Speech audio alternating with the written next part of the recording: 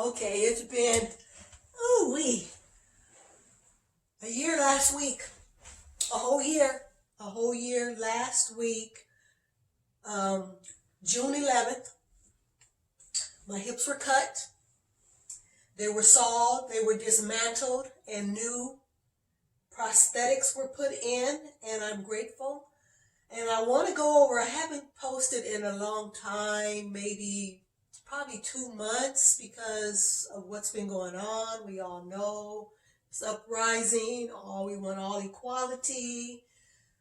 Oh, the pandemic, this virus. I've lost a very great friend about a week ago, which was devastating. Actually, it's been 3 weeks now, but it hit my core really deep, just knowing that I just texted her and we talked and we were going to get together after everything was going on, but she's passed. COVID has taken her as well, a healthcare worker. I was pretty knocked down because of that. But let's get started because I think I have a pretty long video to just catch you up on my recovery for the entire year. And I want to start off with my favorite moves that I did right when I came out of the hospital, and they go by weeks. So we want to make sure we are just going by what we can tolerate. I had a program called Pulse with my healthcare workers and my surgeon. They were a team. I would be emailed or text, or I had the app to where I check in and they'll tell me or ask me questions on my medication, how am I doing, how much I'm moving. So everybody's recovery is different and everyone's program is different. However, I want to show you some of my favorite moves to enhance that recovery. And the thing is, you want to move to your best of your ability. Now, let me start off with the bed, and that's why I'm in the bed right now. It's a chore. Remember, I had 2 hips done at the same time. My choice, because I couldn't go through one, and a lot of people, and you know what? There's a lot of people having hip replacements. If you want more information or more group, there is active hip replacement on Facebook, and then there's just hip replacement. There's 2 groups that I converse with, or I've joined, active hip replacement and just hip replacement on Facebook. Very interesting, but I tell you this, if I had joined those groups before I had my surgery, I would have been terrified. And because our stories are different, my story is different. There's a lot of great stories, successful stories, and then there are the scary ones. And what do we tend to focus on? The negative and the scary ones, because we don't want to go through that. But there are some scary ones, so brace yourself if you are inclined, if you are in scheduling for this, if you it's already been determined that you will have this surgery. Brace yourself, do as much research as you can, but remember, the research that you do or the recovery methods that other people have may not be your experience, okay? Starting with getting in the bed. Don't feel bad, because you are going to have someone help you lift that new leg. And if you don't, great.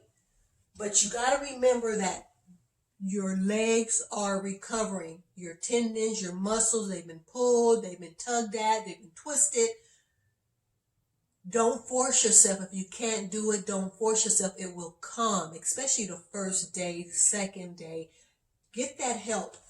Try and get someone to help you. Your upper body do need to be strong, because as you sit, lean, these forearms have to be strong. Core has to be strong. Lifting. So you're going to shimmy. And I had my husband have to pick my legs up to get into the bed. But you are going to shimmy, practically shimmy your way all into the bed. Don't feel bad.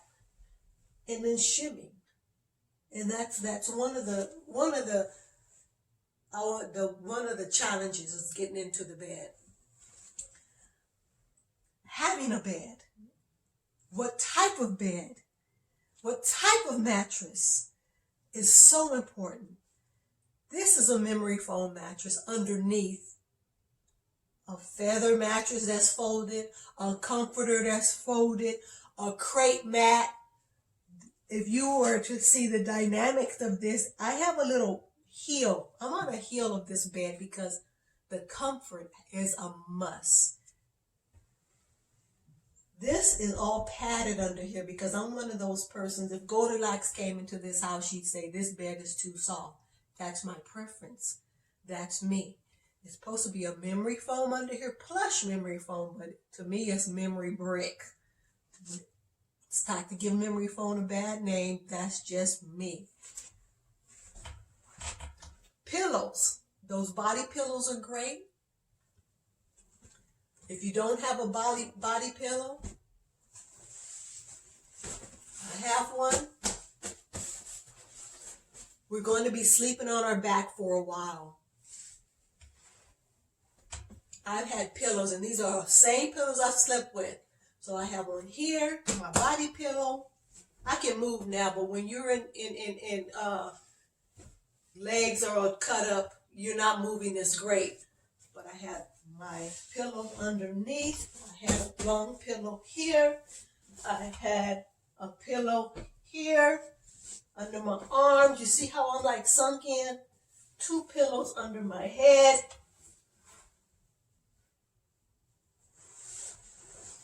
I got 2 pillows under my head and another pillow under my shoulder. This is the life. This is how I lived for a good 4 weeks, 3.5 maybe. Because my hips, my legs are elevated. They're not pushed down to where my lower back is extended out. I'm sunk in actually. And I had the ability to lift and turn, so I'm not totally on my back, but I have this pillow, both sides, supporting my lower back here. So I'm a diagonal, a slant, and it makes sense. This was my world right here. Just shimmy, shimmy, shimmy, shimmy over. This pillow right here is under my back. As I shift over, now I'm on this side. Hips are still wide. They do determine that you keep your legs with a, and I don't have it here, but you also put a pillow in between so that when you lean in, it doesn't clash and these don't fold in or fold out. It's kind of irritating when they get moved too constantly, rotating in and out. This stops you from crossing those legs because, of course, there is a little hindrance.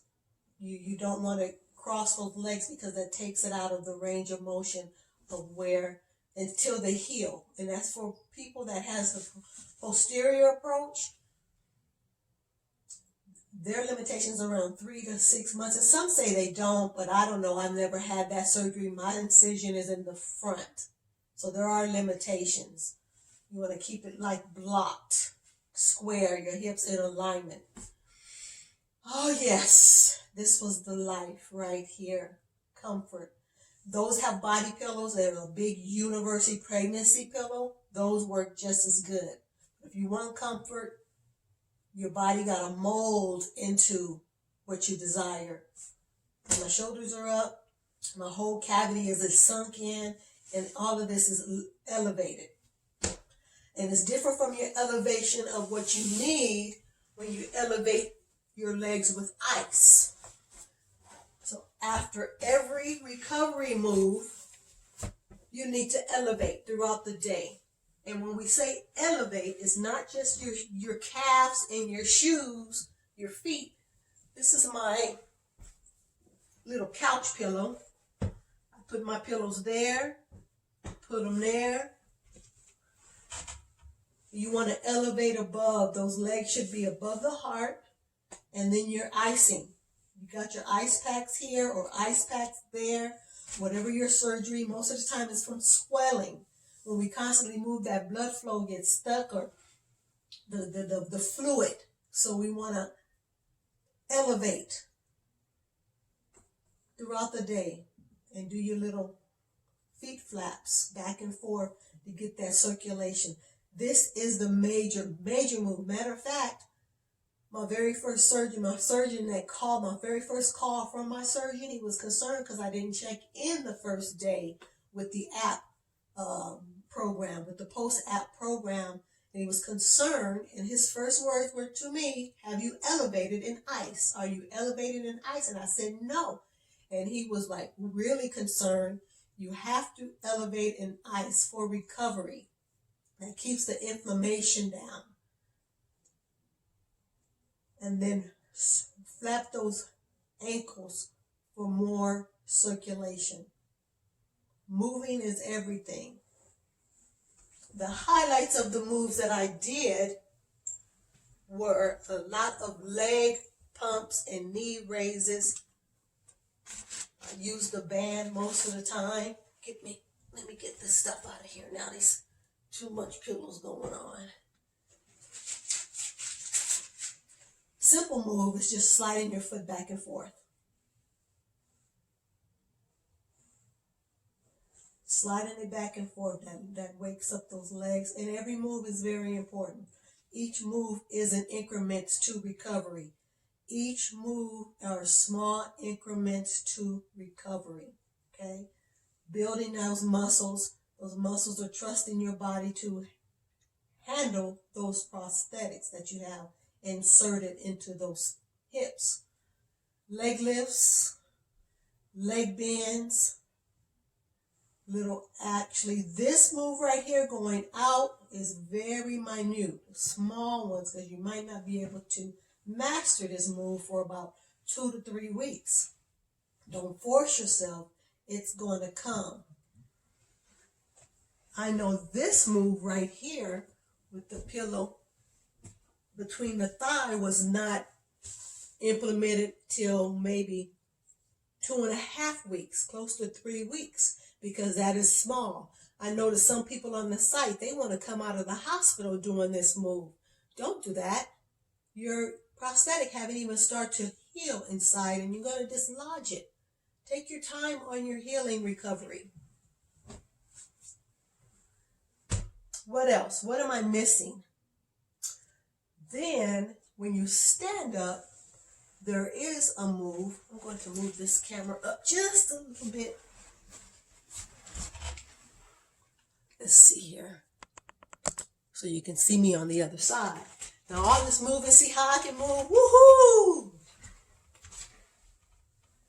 Didn't move like that after surgery. So look for the future of where you will be a year down the road. Moving freely, not even knowing that you even had hip surgery. So you're getting up. Can you see me from here? Good. My chair here, and some people got a chair for sleeping. I didn't really sleep in the chair. I use it now a lot to recline in and watch TV. But you can take this seat and do little small squats. Very beneficial. Every time you come up, make sure you squeeze in those buns. That was a move. My side kicks were always great moves. My side steps were always recovery moves. These are daily moves. Now let's follow me into. Let's go. Whoa, whoa, whoa, whoa, whoa. Follow me here. Let me see something here. Come on. Let's see. Come on. Going up the stairs. But remember, I didn't move like this months ago. On your stairs, can you see me? When I did stairs, I didn't try and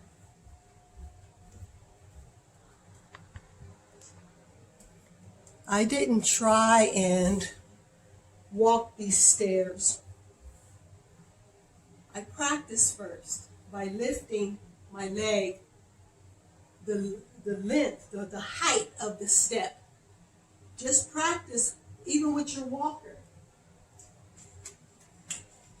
Practice stepping and marching with your walker. Go with the height of your top of your walker. Try and reach that. In the beginning you won't, because it's going to be really tight in the hip flexor area. But here, and every time you step back, squeeze, because this is the strength of your stride. Squeeze these buns. This is the strength and the stabilization of your hips. So you want these nice and tight and strong. Always emphasize squeezing. Tap, tap. Just lift those legs up. Of course, your core has to be strong. Do as many marches as you can all the time. When you take on the step, lift and squeeze as you lift. One at a time. And if you're a one hip surgery, one hip replacement, you take your good leg, bring up your other one, and you go here.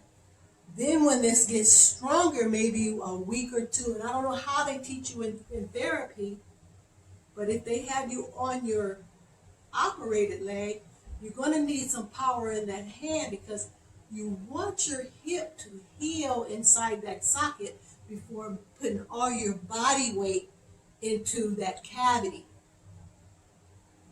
Strength is everything, but if you're not ready, you're not ready. I think this is more important on that lifting. Then you take it up. If you must go upstairs, please use your good leg to get you up there, because that's a lot of pressure. And every now and then, maybe one of those steps you can try and lift, because you do have to build that strength up. Try and lift on that bad leg. And as for me, since I had both of them done, I just did not do them for the first week of my recovery. I just made sure I could master the height. Master the height, because when I step down, I can always still pressure on that glute with one leg. If I took a step up, a march, I press down as if I'm going up the stairs and lift the other leg for balance and for strength, as if I'm on the stairs. Let's follow me back over here. And we are going to go, let's go into where some more magic happens. You look like you're going into a pantry in my kitchen? No. What I did was made my little workout room, which is a tandem.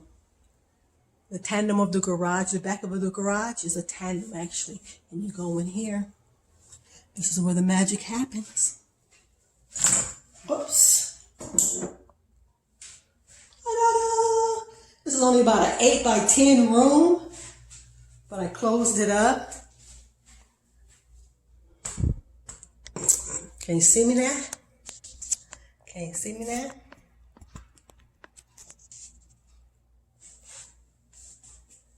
My little TV.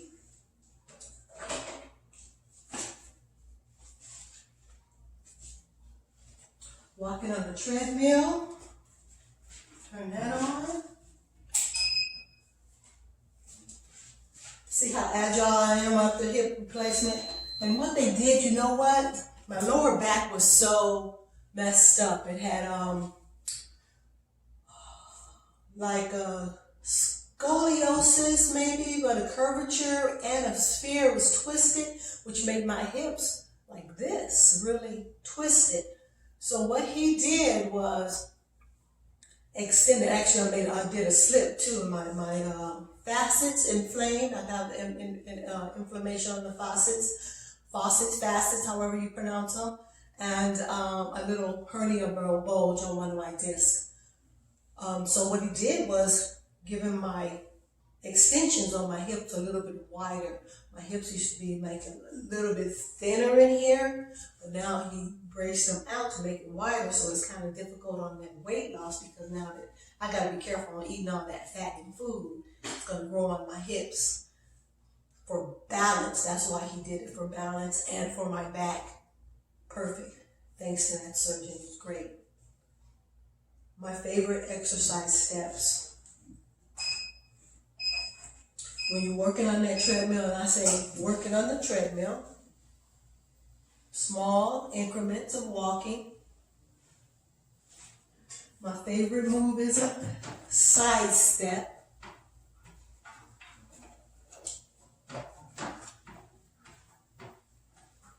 Just slow side.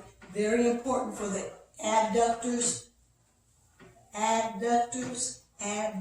on the outside. You're getting both at the same time as you're stepping up, bringing it in. Very great move.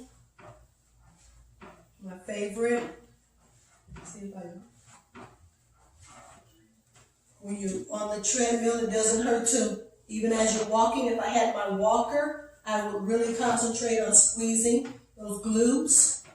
Squeeze, squeeze, squeeze. Lifting up on marching. Don't be in a rush for your recovery. That's my biggest, if I give out any advice, don't be in a rush. Now I can intercross my legs. I'm working inner thigh. All those. Because around the 6th and 7th month, I notice we all seem to get this very tight resistance like this. And it's the sartorius tendon or muscle, I believe, that starts to grab onto our hip and makes it tight.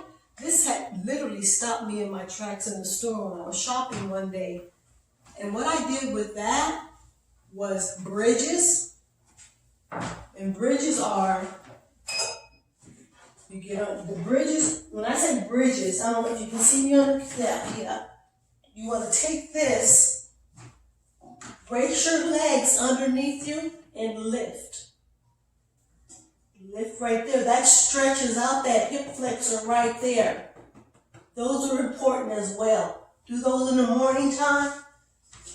And some people have said they've gotten that manipulated, that muscle manipulated by therapy sessions. But I say just stretch it out and lift those, bring it back and hold. Lift those and do those bridges and sidewalk. Try it for about a week or two and see if it subsides off of that.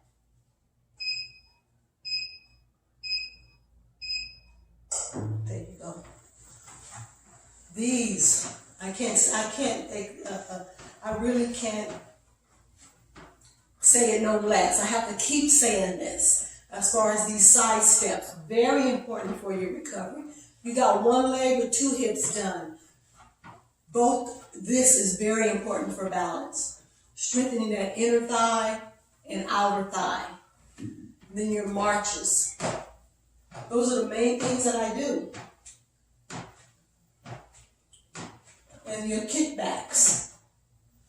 And of course, working that upper body. And then sometimes I step to the side and start doing squats.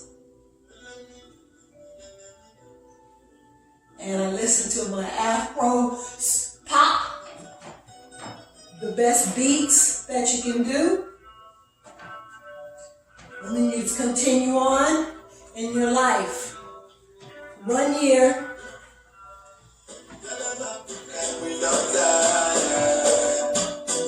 There you go.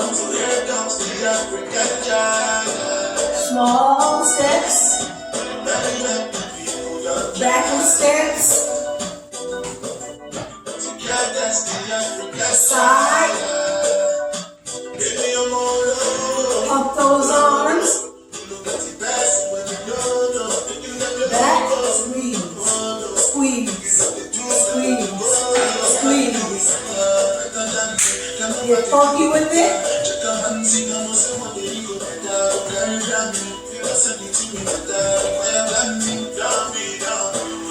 I got my treadmill like on a 0.5, but I'm moving. see is move. Just move.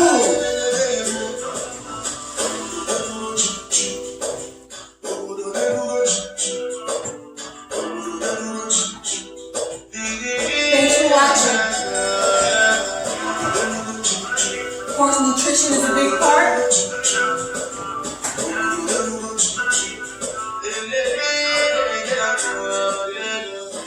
Check your protein, your vegetables, your macronutrients, your collagen protein. All that's great for healing, and stay hydrated. Stay hydrated, stay safe. Thanks for watching.